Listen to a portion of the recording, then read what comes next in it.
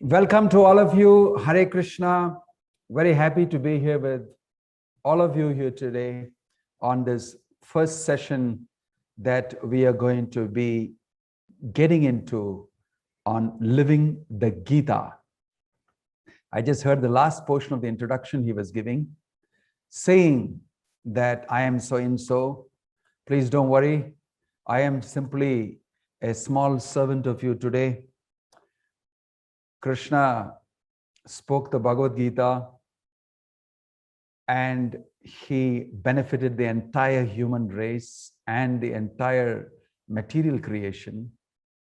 I am here just a very, very, very small, insignificant person, going to try to explain what Krishna communicated to Arjuna and what Bhaktivedanta Swami Prabhupada has written about it. My talk to you will be fully on the basis of the book Bhaktivedanta Swami Prabhupada's purports and translation called the Bhagavad Gita as it is. So welcome to this session. And right in the beginning of this session, after welcoming all of you, and I'll try to get to know as much of you as is physically possible over this particular virtual platform. So I know that many of you from various parts of the world.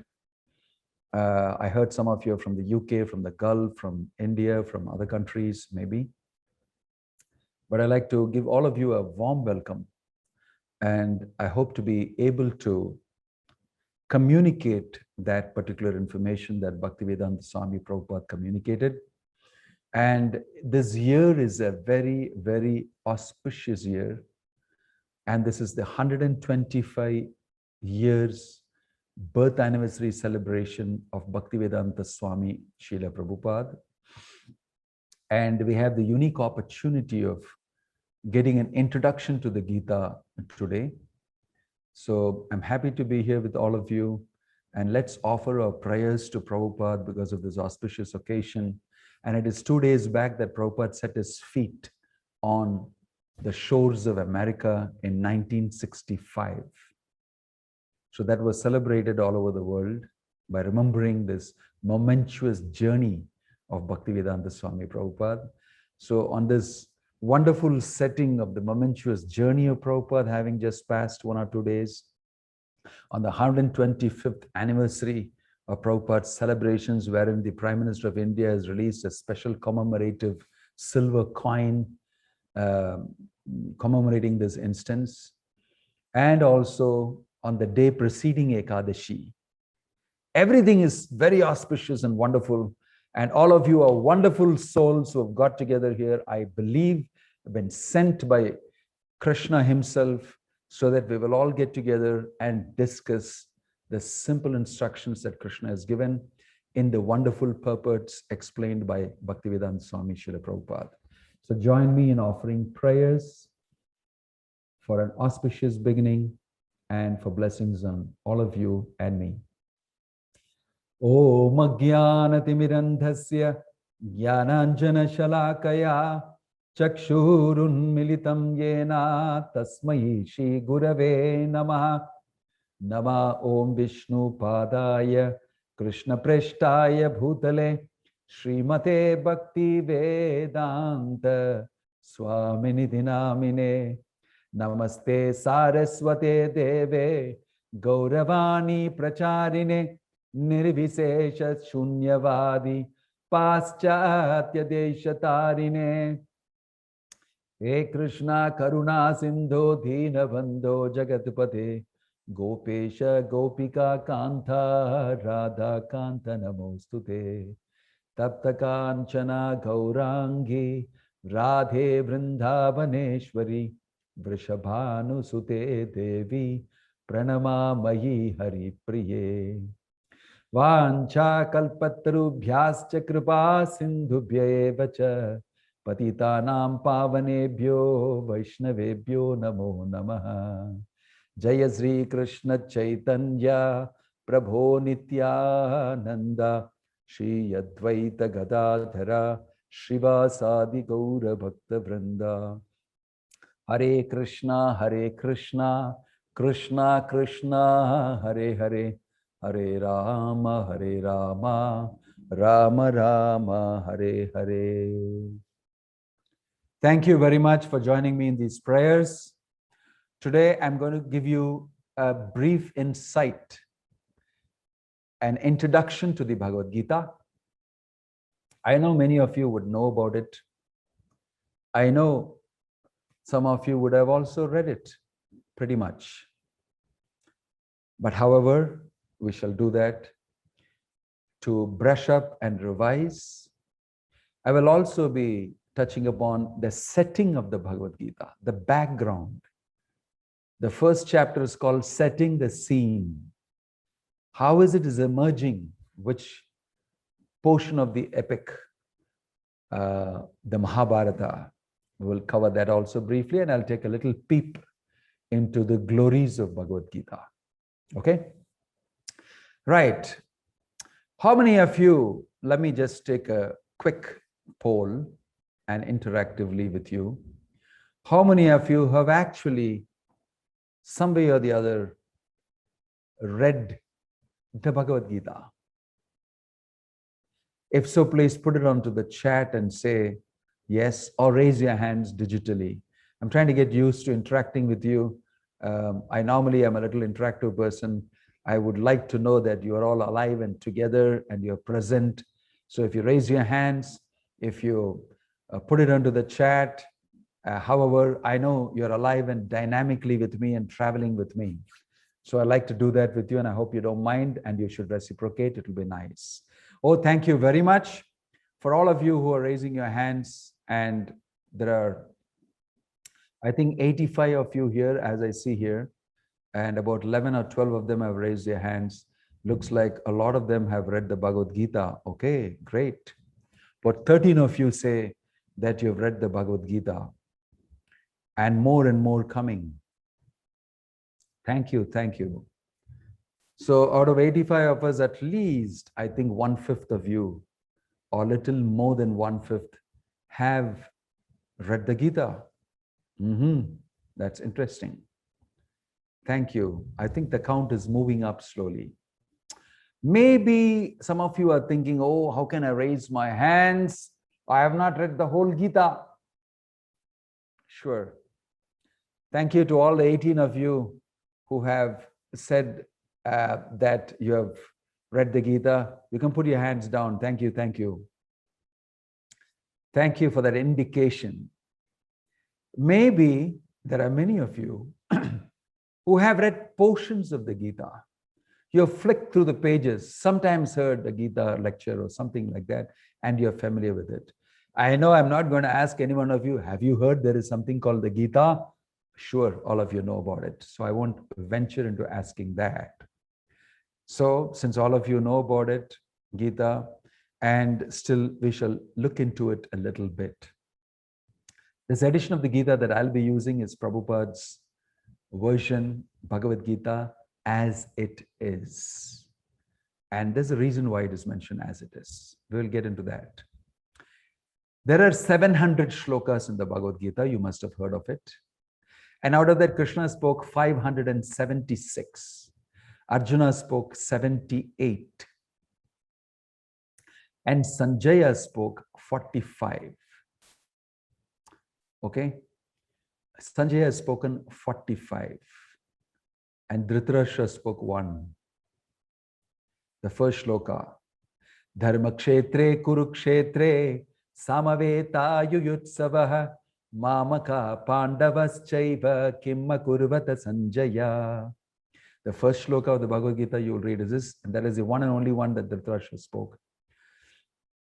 Sanjaya was giving the whole commentary live to Dhritarashtra, who was blind. He spoke 45.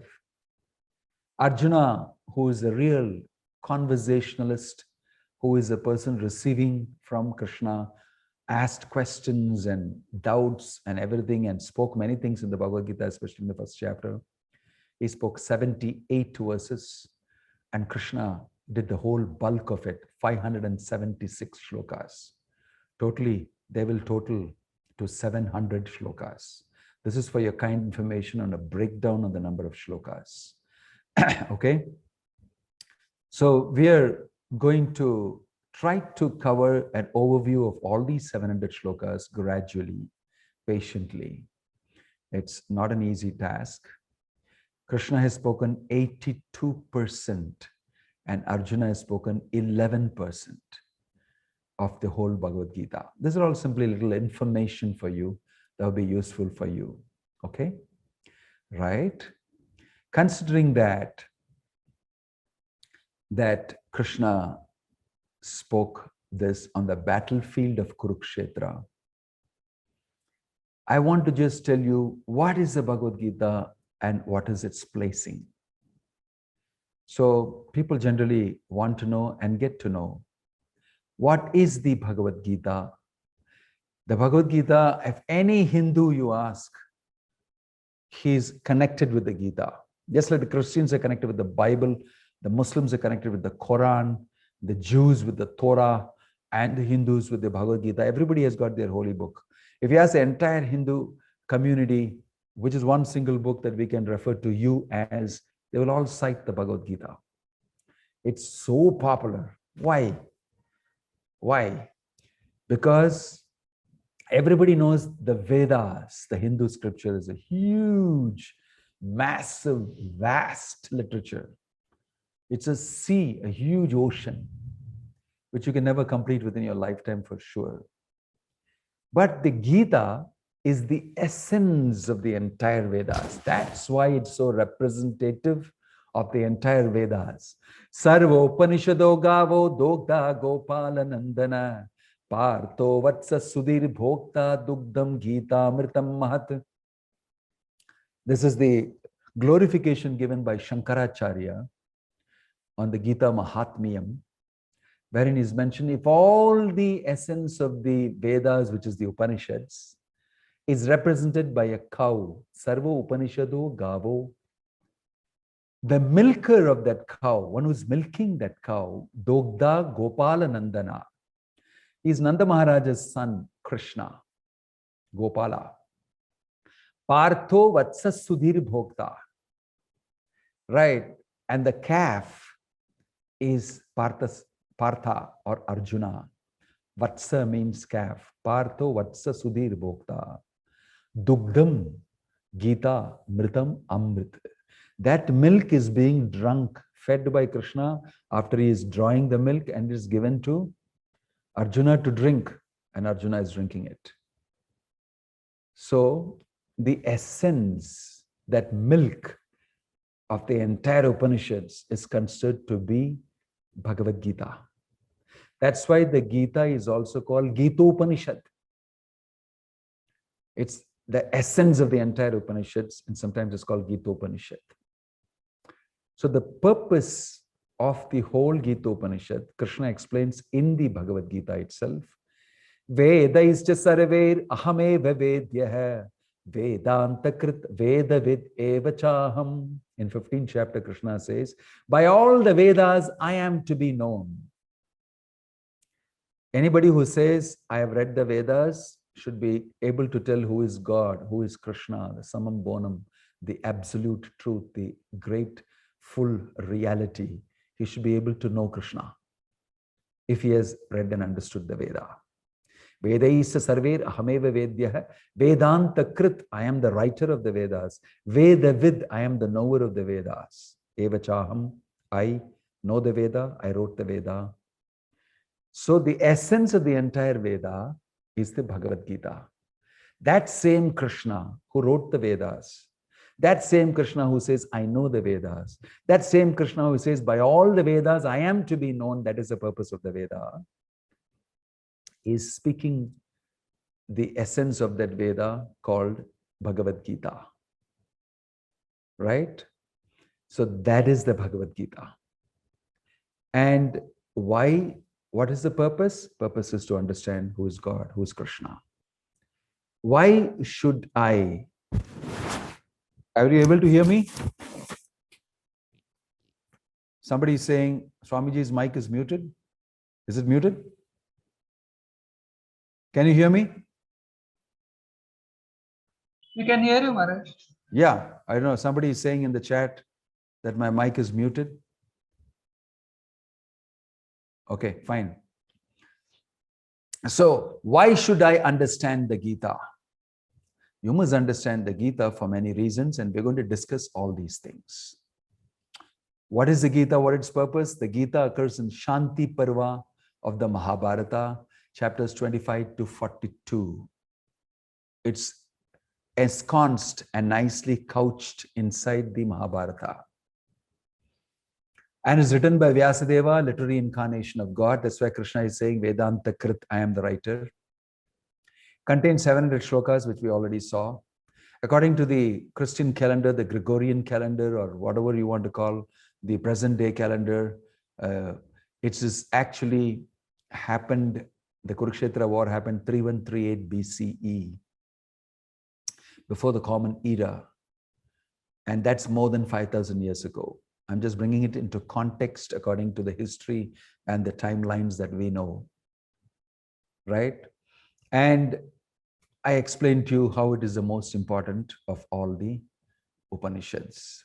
Why should I understand the Gita? It is meant for you only. It's meant for common folk like you and me. It's not that it's only spoken for Krishna, for Arjuna. Arjuna is only playing the role of a representative of entire human beings. And Krishna is speaking it to him because he wants all of us to understand it. It is not that Arjuna does not know all these facts. In the introduction to the Gita, Prabhupada mentions that Arjuna is an eternal associate of Krishna. He regularly comes and he enacts this Bhagavad Gita scene. They are Nara Narayana Rishi reincarnated as Krishna and Arjuna. So it's a sort of an act drama put up so that we get to hear it. Krishna is speaking it to Arjuna so that we get to hear it. You know, the mother-in-law, if she wants to say something to her daughter-in-law, she'll call upon her daughter and scold her and tell, is this the way to do things? This is the way to do it. That's not the right thing. This is the way. And the daughter-in-law is sitting and understanding, oh, okay. She won't directly speak to the daughter-in-law because she may get affected, her son may get affected or something. So Prabhupada gave this example and say, Krishna is actually wanting to speak to us. To whom? All of us who are his parts and parcels, his children. But in the material world, we don't have much value. So he speaks to Arjuna, and through Arjuna, we are hearing it. So actually, it's meant for us, for human beings. We are special, we have intelligence. A human being is understood by the fact that he is special. Ahara nidra bhayamaitunam cha samanye tat pashubiri naranam dharma hitesho adhiko visesho dharmena hina pashubiri samana. Human beings are special than animals, birds, beasts, and everything. Why? Because there are common things among human beings and animals. Ahara nidra bhayamaitunam. Eating, mating, sleeping, defending. These four activities are common for human beings and for animals.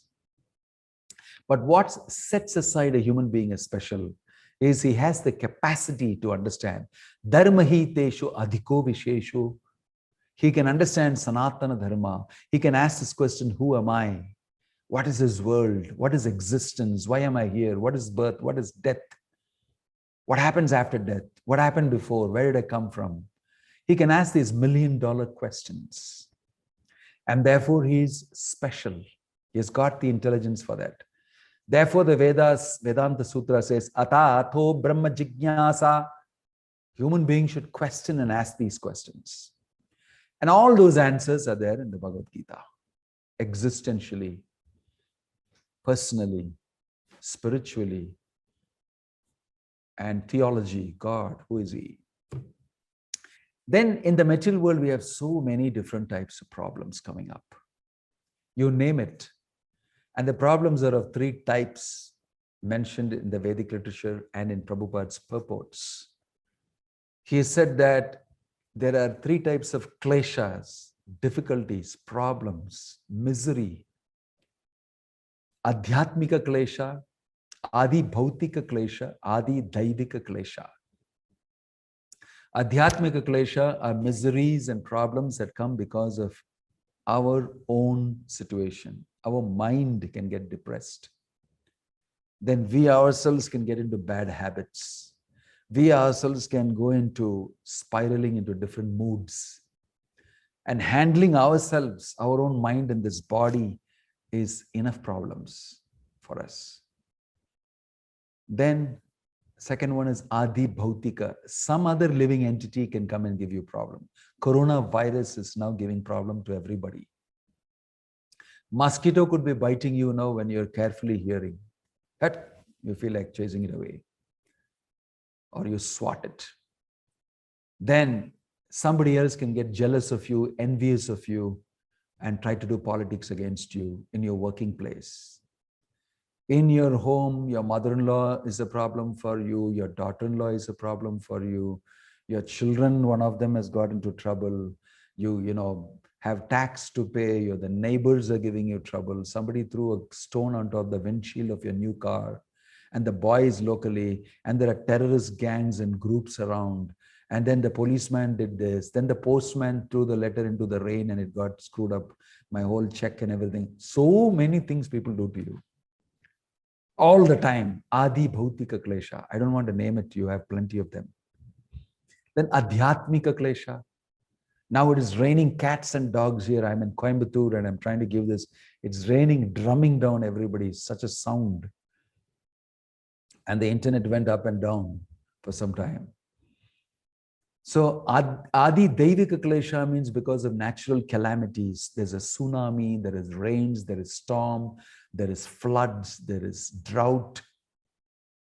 There is all sorts of climatic change occurring, environmental problems.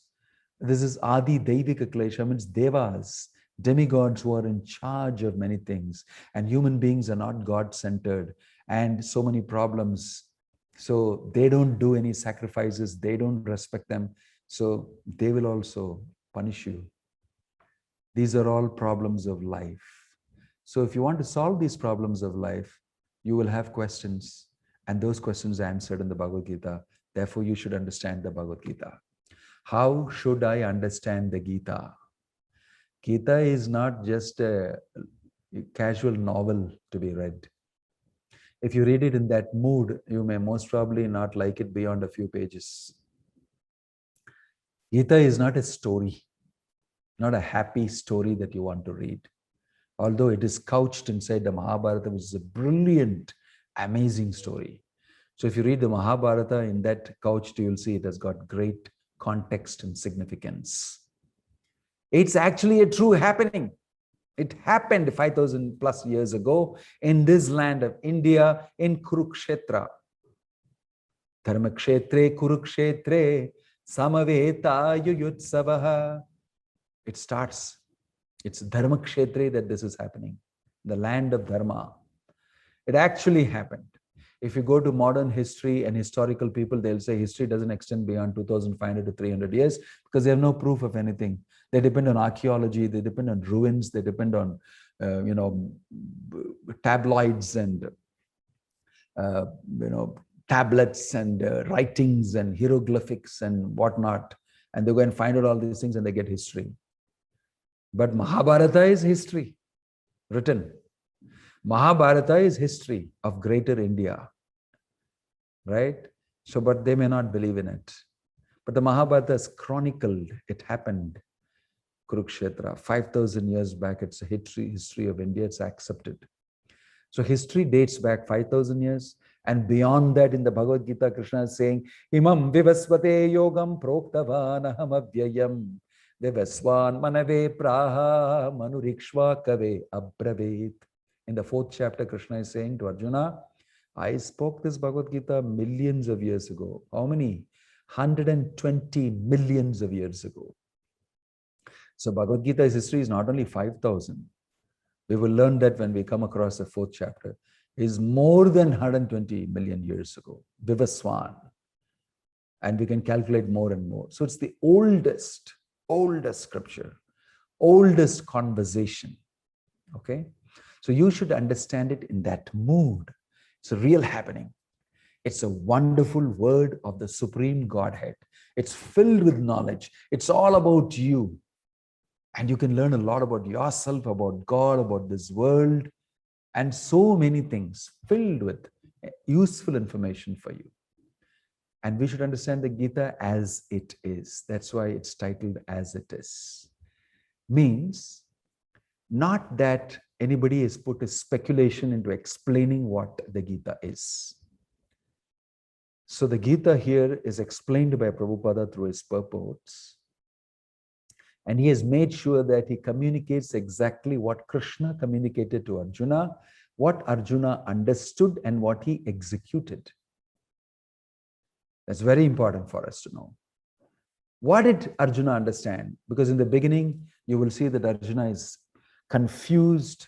He refuses to fight and he becomes bewildered. He gives all sorts of reasons. He himself is not satisfied with those reasons.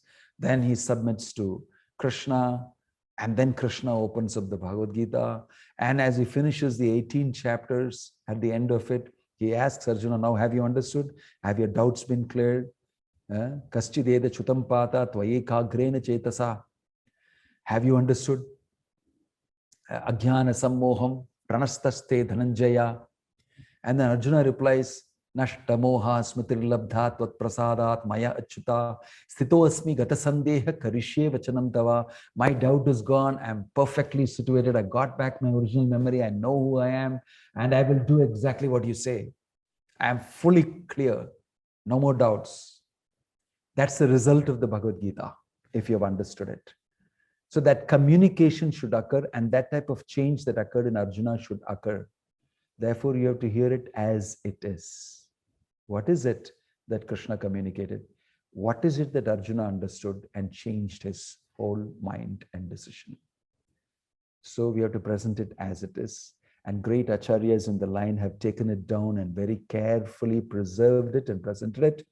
Bhakti Vedanta Swami Prabhupada is also presenting it as it is. So don't try to interpret anything. We understand it as it is.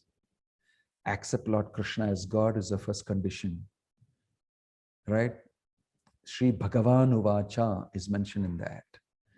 So you should know that God is speaking. At least theoretically, let us understand and accept a position for Krishna as God. And it should be understood in the spirit of devotion to Krishna. Krishna repeatedly says it in the Bhagavad Gita, only my devotee knows. Bhaktya mama vijanati, bhaktya tu ananyaya shakya ahamebham vidorjuna. Gyatum drashtum cha tatvena praveshtum cha parantapa. He repeatedly says this, only by devotion can I be understood. Only my devotee knows me well. And he keeps on saying this throughout. Prabhupada is a pure devotee of Krishna, coming the line of disciplic succession. Therefore, he has produced his purports in a spirit of devotion for Krishna. And we also in a spirit of respect, humility, and devotion. If you read the Gita, it will immediately click inside you. Okay? Then what does it contain? Broadly speaking, we find ourselves in this world and we should always ask this question, who am I? Which is a question that's not answered even today in the philosophy of the Westerners, which we are also following to a great extent after colonization. We still have got that tendency in our education and everything. You will see till it's an unanswered question, who are you?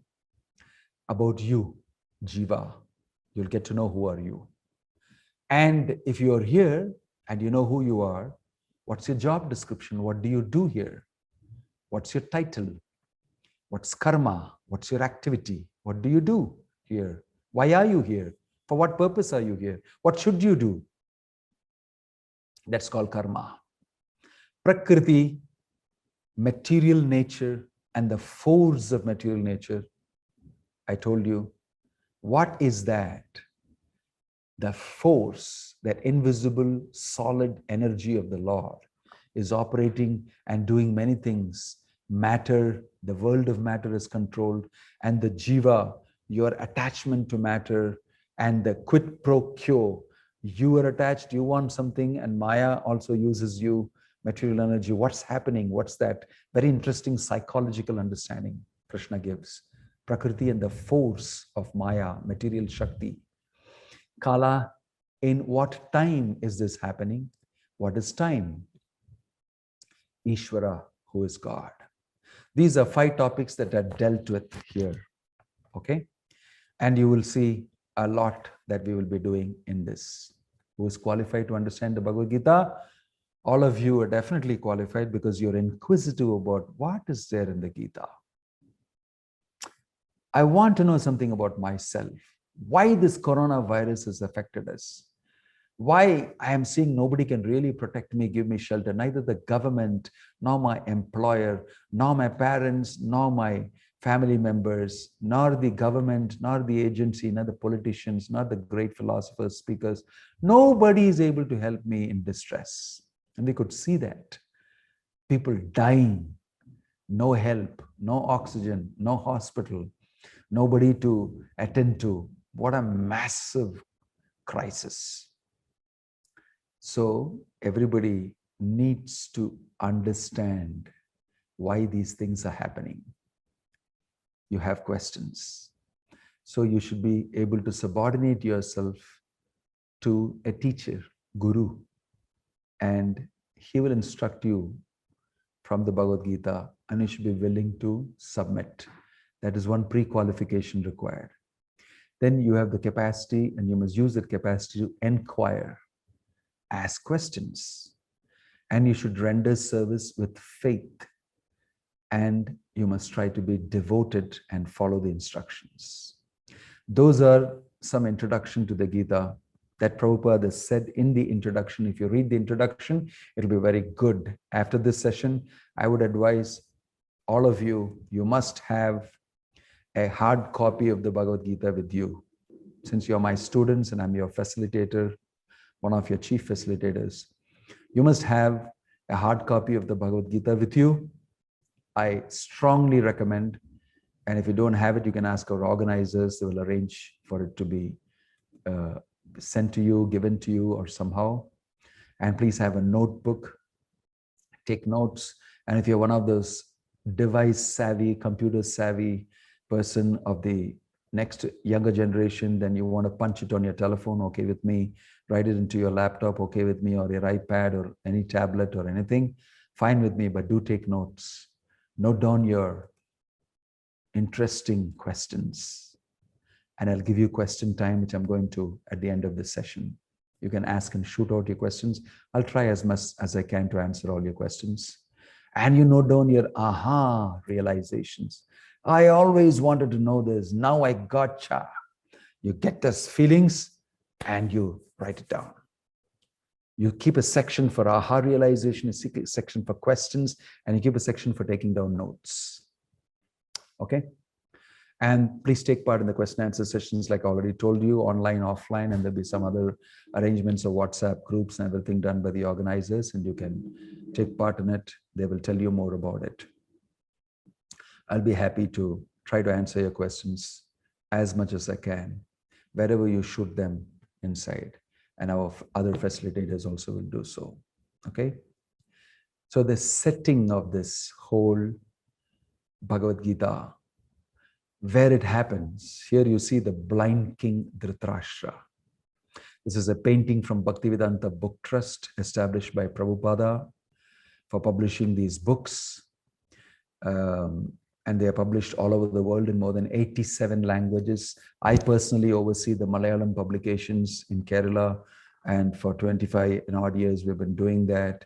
We have published Bhagavad Gita long back in Malayalam language, the Bhagavatam, and now we are releasing the Chaitanya Charitamrita this year, 125 years of Prabhupada as an offering to Prabhupada also. So these books are illustrated by devotees who have done these beautiful paintings. You can see here the blind king Dhritarashtra, very anxious, very worried. He's blind, he can't go to the war field, he cannot fight, so he's sitting there in the palace. And Sanjaya, who is a disciple of Vyasa, has been specially allocated for Dhritarashtra, and he has been told give Dhritarashtra a running commentary of what's going on in the war field. But how is he able to do that? Sitting in the palace in Hastinapura. He's got special Vyasa Prasadat Shutavan. He has got special mercy from Vyasa, his guru, that he can see the whole scene of the battlefield. This is wireless communication today. Now we are talking about. Those days it was more than wireless communication. Very super duper high speed internets must be mystical. And he was able to see the whole thing by the mercy of Vyasa, because his son is Dhritarashtra, the blind king. And he said, okay, he wants to see, he can't go, you do this for him. Give him a running commentary. And he was able to sit in the palace there and speak. And that's the conversation you hear. The first speaker is, the larger speaker is Sanjaya speaking to Dhritarashtra. And inside that, he's talking about the conversation of Krishna and Arjuna. So there's one inside the other conversation. So mostly you'll hear Krishna and Arjuna. In the beginning, you'll hear Dhritarashtra, Sanjaya. In between here and there, you'll hear some Sanjaya saying something. But in the end, you'll hear more of Sanjaya saying it. But inside is full, like I mentioned, Krishna and Arjuna speaking. So it's a conversation. It's a crucial conversation. It's not just an ordinary conversation. Hi, bye, how are you? Did you change your daughter's diapers today? What color did you put your diapers? What color is that? It's not that type of hi, bye type of conversation. It's a conversation about life. It's a conversation about a serious human situation. It's a conversation about dharma. It's a conversation about God. It's a conversation about you. It's a conversation about the material world. And it's a conversation about things happening here, miseries and everything together. Okay? So I call it a crucial conversation from where we can learn a lot. So that is the setting.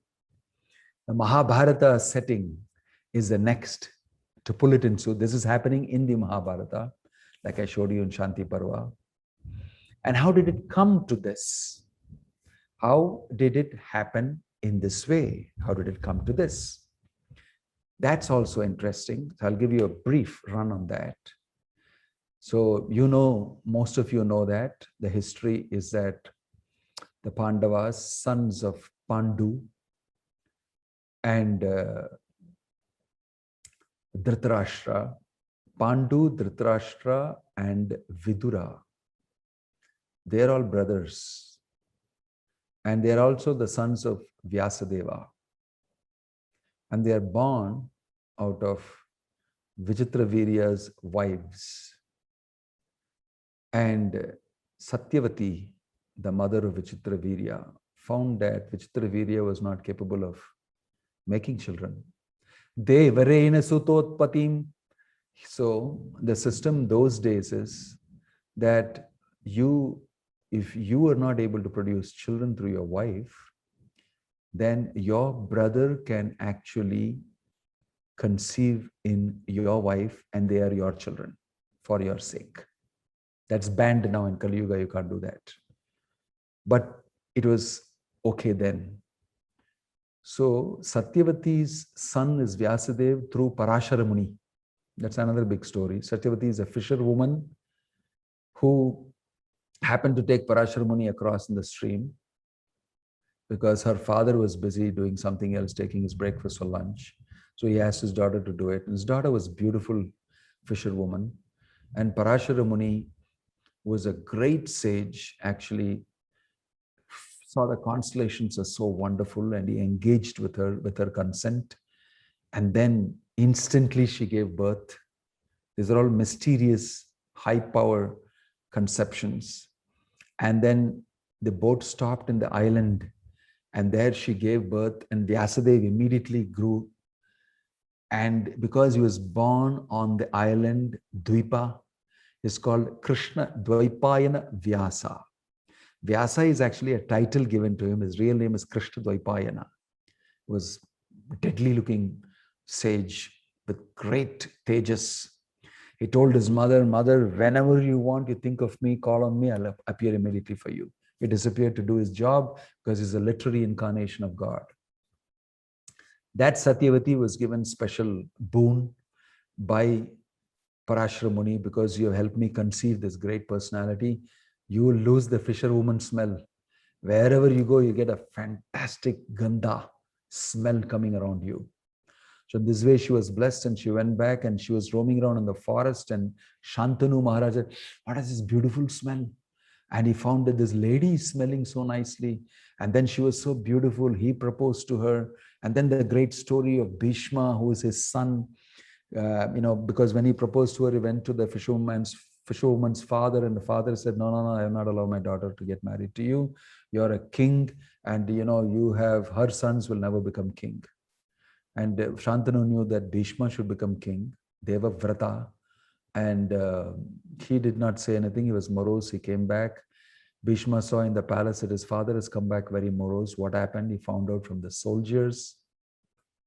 And the soldiers said it's because of this. So he went to the forest and he negotiated for his father to get married to this lady. What great characters you see in the Mahabharata, wonderful personalities. And he wanted to make sure that his father would get married to her. And then he negotiated, and then he negotiates. He says, I will never get married, never have children. And so only your children will be on the throne. And I will look after everything. In this way, he gave this deadly vow. So he's called Bhishma. Then he came back. His father got married to Satyavati, and then there was Vichitravirya, and all of them together born. And that's how the story is. So Vichitravirya had no sons. He died early. He had some disease. And therefore, his mother, Satyavati, said, I have to make progeny to carry on the kingdom. And then she thought about Vyasa. Vyasa came and she said, you should conceive in these ladies. And they were Amba, Ambalika, and all of them. So he conceived in each one of them. I don't want to go into the details. And so Vidura came out of the Shudrani, who was sent instead of that lady. And then the lady who got, one lady got Dhritarashtra, blind king, Dhritarashtra's son, another got Pandu. So these were the three sons of Satyavati. And Dhritarashtra, Pandu got a curse and he went off to the forest. And Pandavas, who are the sons of Madri and Kunti out of Pandu, should have been taken the throne because Pandu is the elder. But Dhritarashtra inveigled himself and got onto the throne, although he was blind king. And although Yudhishthira and everybody were very capable, highly qualified dharmically, then what happened is they fought. The Pandavas and the Duryodhana, Dhritarashtra's sons, Duryodhana, he was keen that Duryodhana takes the throne. And it was unfair and not at all proper. And everybody told him, don't do this. But he held the kingdom, Dhritarashtra. He wanted to give it to his sons. And he was unfair with Pandu's sons, whom he should have treated as his own sons. So the Pandavas were then treated very badly. They were exiled to the forest, and Draupadi was disrobed, and all these things. Dhritarashtra kept quiet and subtly encouraged it. And Duryodhana was a complete asura. So the scene was set at this fight and this difference of opinion between inside the family. They split into two as Pandavas and Kauravas. So it's a beautiful story. It's an amazing story. You must read it. Mahabharata is so wonderful. It's just a human situation that we see even today, all those things. So it comes up to a point where they came back from the forest, and then he denied giving land to them or kingdom to them or even a small space to them, and then said, we have to claim, we are Kshatriyas, we have a rightful claim, we are Pandu's sons, and we have a claim over the service that we have to do as Kshatriyas. So there was war. Even Yudhishthira sent Krishna to go and make sure nothing serious happens, there'll be mediation and no war will happen. That also did not happen. And there was no other option but for war. So war was declared, and then all these politics and everything happened, and finally they're in the battlefield. This is the setting. And then Senayor Ubayor Madhye Ratam Sthapayatyame Achyuta. Amazing thing is that Krishna has become the chariot driver of Arjuna's chariot. Krishna and Arjuna are great friends. Everybody knows throughout the Mahabharata, you'll see. They are always seen together, putting one hand over the shoulder, sometimes Krishna is sleeping on Arjuna's thighs, and Arjuna is leaning on the tree, and they're both talking and joking. All sorts of things they did. They're really friends, very well known. Sri Krishna, Krishna Sakha, Vrishni, Rishabhavani, Dug. Kunti Devi is saying, my son is known as Krishna Sakha. He's not even called Arjuna normally. Hey, that friend of Krishna, where is he? Come. Arjuna is called Krishna Sakha. So this is the setting, because when the war broke out, everybody came to Krishna. Duryodhana came, Arjuna came. Arjuna was already there. Krishna was lying down sleeping. When he woke up, Duryodhana immediately said, I am the first person who want your attention, please. Of course, Krishna saw Arjuna first, and then he saw Duryodhana, but he knows what's going on in everybody's heart. So Duryodhana spoke and said, my claim is first. War is broken out, war is declared, and I want to be able to choose from you. Fight for me. Krishna said, oh, you know, Pandavas and Kauravas are equally dear to me. It's the same family. How can I take one side over the other? I have decided I will not take weapons. You have two choices, me without weapons or my army. Which one you want? You can choose. Duryodhana said, you won't fight? Oh gosh, then what's the use of having you? He was thinking. And he said, I'll take your army. Arjuna immediately said, I am happy with you, Krishna. I don't want your army. I want you. That's it. So Arjuna got Krishna, and Duryodhana took all the soldiers and the army of Krishna. So it so came about that Krishna wanted Arjuna to drive his chariot. Arjuna wanted Krishna to drive his chariot. So Krishna became the charioteer. And then when the war was ready and was there, and both the warring factions were standing, at that time, Arjuna said, park my chariot in between the two, I want to see. And then when he sees Bhishma, Dronacharya, Kripacharya, all his cousins and that and this, he boom, becomes very weak. He becomes bewildered. Why am I fighting my guru? Why am I fighting Dronacharya, Bhishma? What is wrong with this whole world? What's happened? He becomes bewildered. That is the first scene, setting of the scene. And then conversations happen in the first chapter. Arjuna gives so many things. Before this, there's an observation of the army and the great generals. Duryodhana is giving introduction to Bhishma in his army as a general, and he's praising Bhishma and giving a pep talk to everybody. We have got this person, that person. Great, we're going to win the war, like that, which they always do. The generals do that. And on the other side, Pandavas, when the Pandavas blew their conch shells, and there was a deafening sound. It sent shivers up all the Kauravas. And in this way, there was a whole description. And then the placing of the chariot between the two warring factions. And then Arjuna becomes bewildered. Then starts Bhagavad Gita. He speaks to Krishna. Krishna starts speaking. This is the setting that's there. And the Bhagavad Gita has been glorified wonderfully by Shankaracharya. If you read the introduction, you will see that. I've already quoted to you the main essence of that is that shloka, Sarva Upanishado Gavo. And there is great glories spoken by Lord Shiva to Parvati about the Bhagavad Gita in the Padma Purana. And Shankaracharya has spoken. Prabhupada quotes these shlokas in the introduction. Ekam Shastram Devaki Putra Gitam, Eko Devo Devaki Putra Eva, Eko Mantras Tasya Namani Yani Karma Pyekam Tasya Devasya Seva. This is my concluding remark today. There need be only one scripture, Shankaracharya is saying. Ekam Shastram Devaki Putra Gitam. Devaki Putra's Gita. Eko Devo Devaki Putra Eva. There need be only one God, that Devaki Putra, Krishna. There need be only one mantra. Eko mantras tasya namani yani. There need to be only one mantra, the holy name of Krishna. Hare Krishna, Krishna Krishna, Hare Hare, Hare Ram, Rama Rama, Hare Hare. That is only one mantra needed. There is no more mantra needed.